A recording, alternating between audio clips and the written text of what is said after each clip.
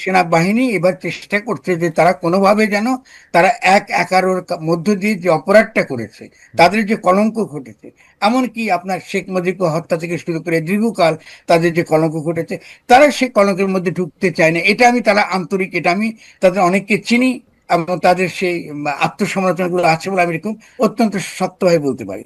আমি মনে করি যে সেনার প্রধানের যেহেতু উনি পলিটিশিয়ান, ফলে তিনি পলিটিক্যালি অনেক কথাবার্তা তিনি বলেন, যেটা তিনি তিনি বোকা বলে।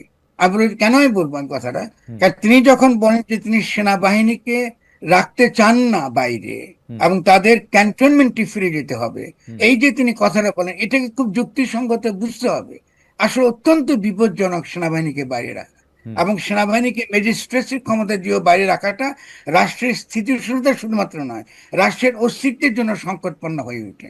ফলে তিনি বলছেন যে আমি ডিসেম্বর মধ্যে ইলেকশন চাই, কিন্তু এই কথাটা তিনি বুঝাতে পারেন না, কারণ তিনি তো পলিটিশিয়ান নন, তিনি সেনাবাহিনীর লোক। ফলে সেভাবে তিনি কথা তিনি বুঝাতে চেয়েছেন। সেজন্য আমি মনে করি যে তার যে সেনাবাহিনীকে ফেরত নিয়ে আসা এবং একটা তার তার ভাষা, তার চোখে একটা স্থিতিশীল সরকার মানে একটা রাজনৈতিক সরকার, যে কোনো রাজনৈতিক দল দায়িত্ব নেবে এবং দায়িত্ব নিয়ে তারা কি করবে, তারা রাষ্ট্র পরিচালনা করবে, তারা ক্যান্টনমেন্টে থাকবে। ওকে। তো এটার মধ্যে তো আমি কোনো দোষের কিছু দেখি না।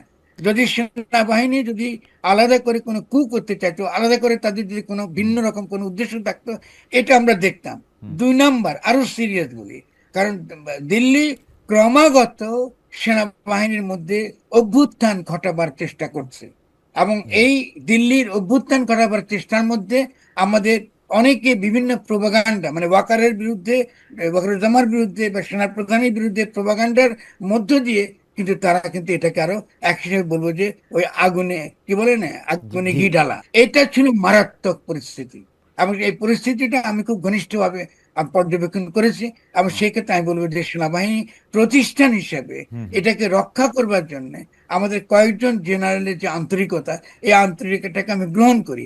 তারা হুম। নন পলিটিক্যাল বলে, যেহেতু রাজনীতি বোঝে না বলে হুম। তারা কতগুলো ভুল করেছে। যেমন একটা ভুলের কথা বলি আপনাকে, হুম। যেমন ধরুন আপনার ওই যে মন্দিরে গিয়ে প্রদীপ জ্বালিয়ে 3 জন সেনাবাহিনী একসঙ্গে থাকাটা, এটা মারাত্মক রকম ভুল।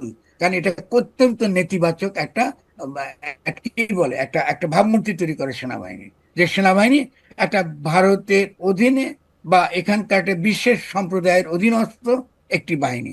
এগুলো হচ্ছে মারাত্মক পলিটিক্যাল ভুল। তার মানে সেনাবাহিনী এখনো পর্যন্ত কোনো রাজনৈতিক যারা বুঝতে পারে, তাদের সিদ্ধান্তের বা তাদের পর্যালোচনাকে তারা যথেষ্ট গুরুত্ব দিচ্ছেন না, ওকে। এগুলা বিপদ তৈরি করবে।